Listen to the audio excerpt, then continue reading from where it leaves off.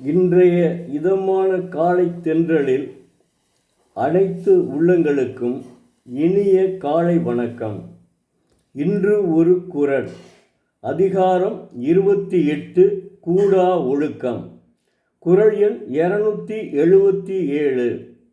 புறங்குன்றி கண்டனையரேனும் அகங்குன்றி மூக்கில் கரியார் உடைத்து.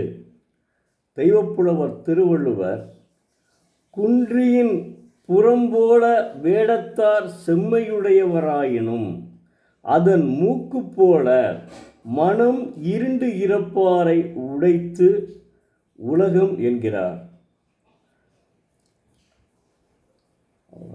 குண்டுமணி, குன்றின் மணின்னு சொல்லுவோம். அதாவது கிராமத்திலே குண்டுமணியை பார்த்திருக்கலாம். நான் கிராமத்திலே பிறந்தவன் என்பதால் குண்டுமணியை அடிக்கடி பார்த்துருக்கேன். ஆனால் நகரத்திலே பார்ப்பது கொஞ்சம் கடினம்தான். குன்றின் மணி என்பது குண்டுமணின்னு சொல்லுவாங்க கிராமத்தில். அந்த குண்டுமணியினுடைய மேல் நிறம் உள்ள அந்த நடு நிறம் இருக்குல்ல, அது நல்லா சிவப்பாக இருக்கும் பார்க்குறதுக்கு. ஆனால் அதனுடைய மூக்கின் மேல் கருப்பு உடையதாக இருக்கும். அதாவது புறத்தோற்றத்தில் அந்த குன்றின் மணியினுடைய அந்த சிவப்பு நிறம் போல தோன்றினாலும் அந்த குன்றின் மணியினுடைய மூக்கு கருப்பாகத்தான் இருக்கும். அதுபோல தான் புறத்தோற்றத்தில் வேடத்தார் புறத்தோற்றத்தில் அதாவது புறத்தோற்றத்தில் அவர்கள் தவ வேடத்தில் இருப்பது போல தோன்றினாலும் புறத்தோற்றத்திலே தவ வேடத்தில் இருப்பது போல தோன்றினாலும் அவர்கள் உள்ளம் போலியான ஒழுக்கமில்லாதவர்களாக, வஞ்சனையுடையவர்களாக, இருண்ட மனம் போல காணப்படும். அதனைத்தான் அவர் தெய்வப்புலவர் உணர்த்துகிறார். அதை எவ்வளவு அற்புதமாக உணர்த்தியிருக்கிறார் பாருங்கள். குன்றின் மணிக்கு அவங்களுடைய அதாவது பொய் வேடத்தாரனுடைய ஒழுக்கமற்ற செயலை, வஞ்சனைமுடைய செயலை குன்றின் மணிக்கு குண்டுமணியினுடைய நிறத்திற்கு ஒப்பிட்டுள்ளார். குன்றின் மணின்னு இவர் எழுதியிருக்கார் தெய்வப்புலவர் திருவள்ளுவர். கிராமத்தில் நாங்கள்லாம் குண்டுமணின்னு தான் சொல்லுவோம். அது அதனுடைய நிலம் பார்க்குறதுக்கு ரொம்ப பளபளப்பாக இருக்கும். அதாவது சிவப்பு நிறமாக இருக்கும். ஆனால் அந்த முனி தோற்றத்தில் கருப்பு நிறமாக இருக்கும். அதைத்தான் தெய்வப்புலவர் உணர்த்துகிறார். ஏன்னா 2000 ஆண்டுகளுக்கு எதை உதாரணம் சொல்லி எல்லா உதாரணம் சொல்லிகிட்டே வந்துட்டார். இன்னும் 2 குறள் தான் இருக்குது. அது அற்புதமாக சொல்கிறாரு. அது முன்னாடி மாணவ செல்வங்களே, தயவு செய்து போலி சாமியாரையோ போலி வேடம் பூண்டு இருக்காங்கள்ல, அவங்களிடலாம் நீங்கள் போய் சாமி கும்பிடணும் அப்படின்லாம் இருக்கா. உங்களுக்கு சாமி கும்பிடுவதற்கு கோவில் இருக்கிறது. அந்த கோவிலிலே இறைவணக்கம், அதாவது இந்துக்களாக இருந்தால் கோவில், இஸ்லாமியர்களாக இருந்தால் மசூதி, கிறிஸ்தவர்களாக இருந்தால் அந்த கிறிஸ்தவ ஆலயம், இப்போ சர்ச்சு, இப்படி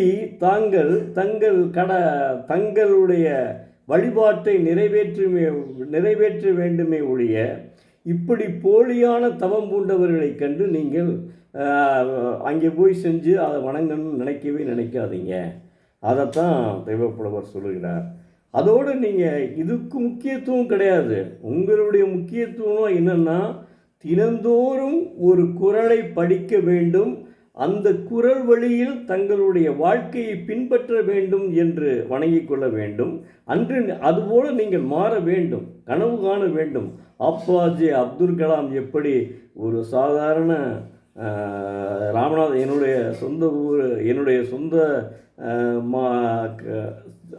மாவட்டமான, முன்னாள் சொந்த மாவட்டம், இப்போது சிவகங்கை மாவட்டம், முன்னாள் மாவட்டம் ராமநாதபுரத்தை சார்ந்த ராமநாதபுரத்திலே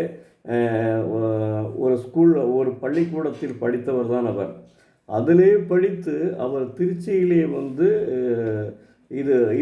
திருச்சி சென்ட் ஜோசப் காலேஜில் படித்து, அது ஸ்காலர்ஷிப்போடு படித்து அவர் விண்வெளிக்கு தன்னுடைய கனவு கண்டதை அப்படியே போன உடனே விமானத்தை பார்த்த உடனே அவருக்கு மகிழ்ச்சி. அதனால் அக்கினி சிறகுகள் கண்டிப்பாக படியுங்கள். இது வந்து மாணவர்களுக்கு ஒவ்வொன்றையும் சொல்ல கடன் இது பண்ண வேணாம். இப்போ வந்து இக்கணிச்சிறைகள்லாம் நீங்கள் படிச்சுட்டு ஏன்னா நீங்கள் மதிப்பெண்கள் வாங்க முடியாது. அதனால் ஒவ்வொரு வீட்டிலும் மகாத்மா காந்தியினுடைய சத்திய சோதனை இருக்க வேண்டும். ஆப்பாஜே அப்துல் கலாமினுடைய அக்கினி சிறகுகள் இருக்க வேண்டும். அக்கினி சிறகுகளை நீங்கள் படித்தாலே உங்களுக்கு அப்படியே, நான்லாம் உண்மையிலே அக்கினி சிறகுகளை படிக்கையில் ரொம்ப மெய்மறந்து தான் படித்தேன். அப்துல் கலாமை எனக்கு ரொம்ப ரொம்ப பிடிக்குங்க. அவர் ஒரு மேதைங்க அவர் அப்துல் கலாம். அவரெல்லாம் விட்டுட்டு யாரையே தான் என்னமோ சொல்லிட்டு இருக்காங்க. அதனால் அப்துல் கலாம் வந்து அற்புதமான மனிதருங்க. அப்துல் கலாம் அற்புதமான மனிதர். மகாத்மா காந்தி எப்படியோ அப்படி தான் அவருடைய உள்ளம். அதாவது நேர்மையான மனிதர், நல்ல மனிதர், நேர்மையான மனிதர். மாணவர்களை கனவு காணுங்கள் என்று அடிக்கடி சொல்லக்கூடியவர். அதனால் மாணவ செல்வங்களே தினந்தோறும் ஒரு திருக்குறளை படித்து அதன்படி வாழ்க்கையை கடைப்பிடியுங்கள். உங்கள் வாழ்வு சிறக்கும். நன்றி. நாளை மீண்டும் ஒரு குறளுடன் உங்களை சந்திக்கும் எழுத்தாளர் சோ. பரமசிவம், மதுரை.